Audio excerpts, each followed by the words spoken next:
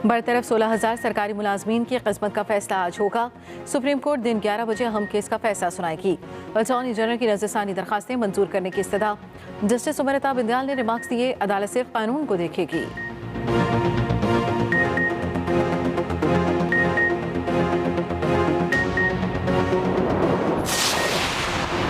पंजाब के मैदानी इलाके धुंध में गुम। मोटरवे M3 लाहौर से समुंदरी तक फिर बंद। लाहौर से सियालकोट मोटरवे और मोटरवे M5 मुल्तान से सखर तक बंद। लाहौर एयरपोर्ट पर फ्लाइट ऑपरेशन मुअत्तल। कौमी शाहराहों पर भी धुंध का राज। बुरेवाला, हारूनाबाद, बहावल नगर, सराय मुगल, गगोमंडी और उस शरीफ में हद निगाह इंतहाई कम हो गई।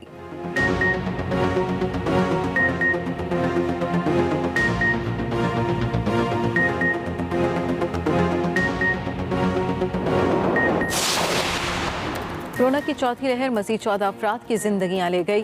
गुज़श्ता 24 घंटे के दौरान 41,000 से ज़ायद कोरोना टेस्ट किए गए। 277 मस्बत निकले। कोरोना के मस्बत केसेस की शरह 0.66% रिकॉर्ड की गई।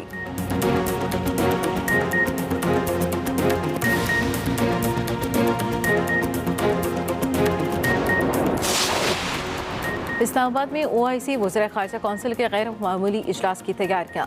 OIC की सेक्रेटरी जनरल हुसैन इब्राहिम इस्लामाबाद पहुंच गए। फ़ारूक हबीब ने OIC के सेक्रेटरी जनरल का इस्तकबाल किया।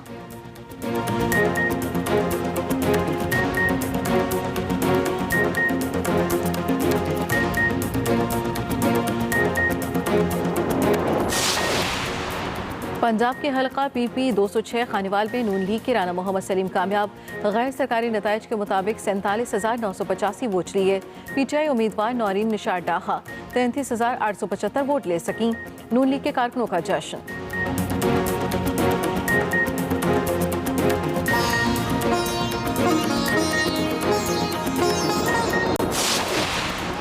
इस्लामाबाद हाई कोर्ट में 3 एडिशनल जजेस ने हलफ उठा लिया। बैरिस्टर सरदार एजाज इसहाक खान, अरबाब मोहम्मद ताहिर और समन रफत इम्तियाज शामिल।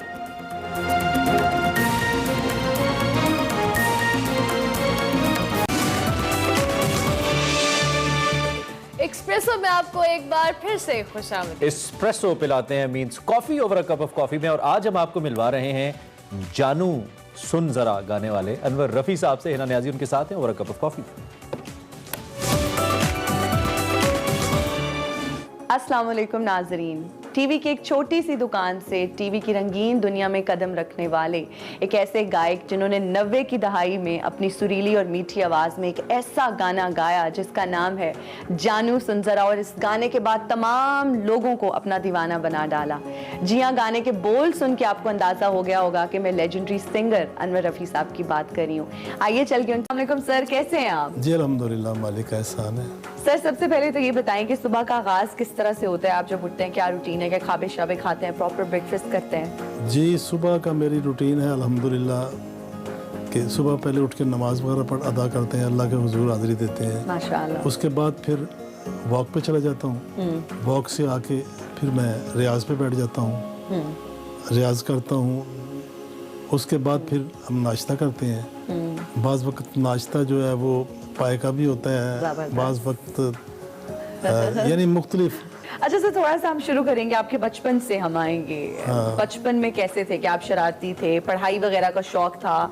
क्योंकि यूजुअली जो बच्चे एक्स्ट्रा करिकुलर एक्टिविटीज़ में होते हैं, एक्टिंग में होते हैं, सिंगिंग में होते हैं, पढ़ाई में कहा जाता है इतने अच्छे नहीं होते। आप कैसे थे स्टूडेंट? मैं अल्हम्दुलिल्लाह पढ़ाई में भी बहुत अच्छा था।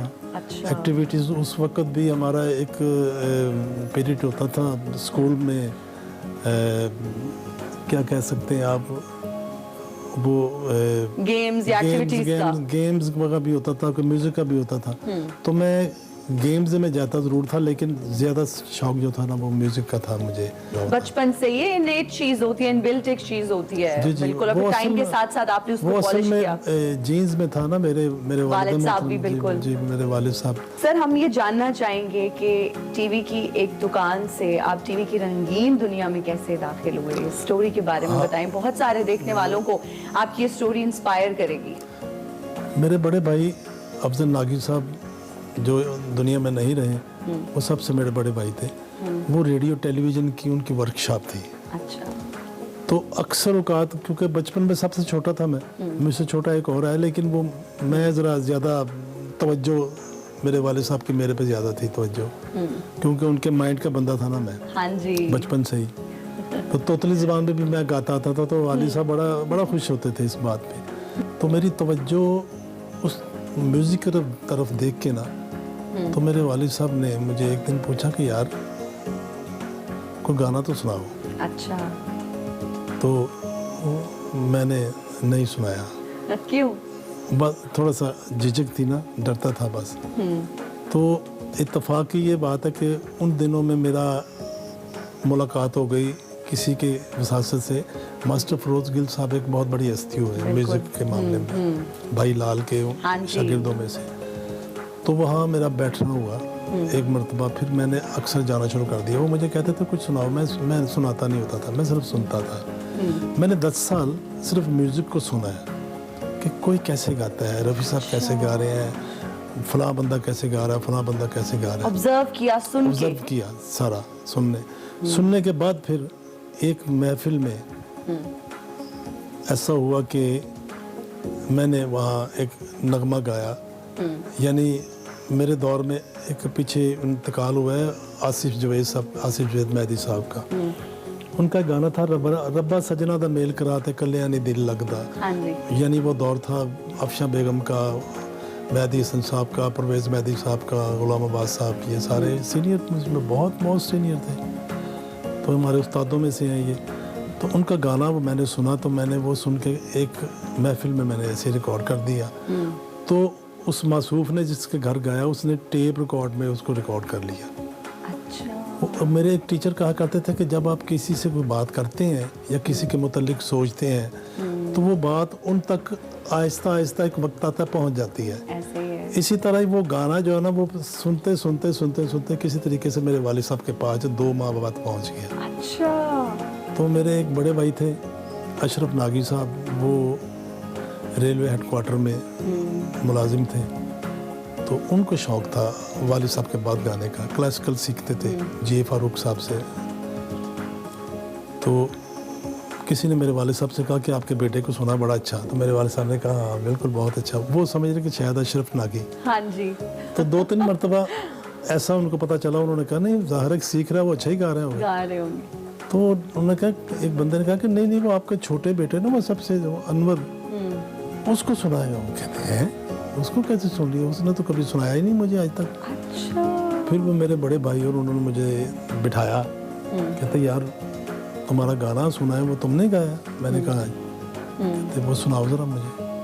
तो मेरे बड़े भाई ने मुझे इनकरेज किया, उन्होंने कहा कि नहीं यार सुनाओ, अब्बू हैं यार हमारे, आपको शौक है, भी होगा तो शौक है आपको ना गाने का? कहते हैं हाँ।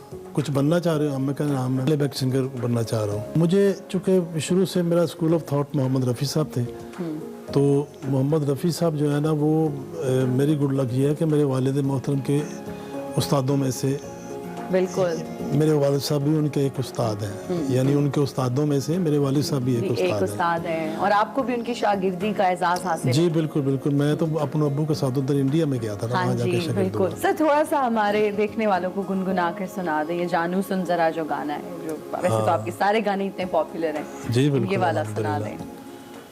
जानू सुन जरा पलके तो उठा, आँखों में छुपा लूं तुझे, तुझसे चुरा लूं तुझे, आ मेरे पास आ,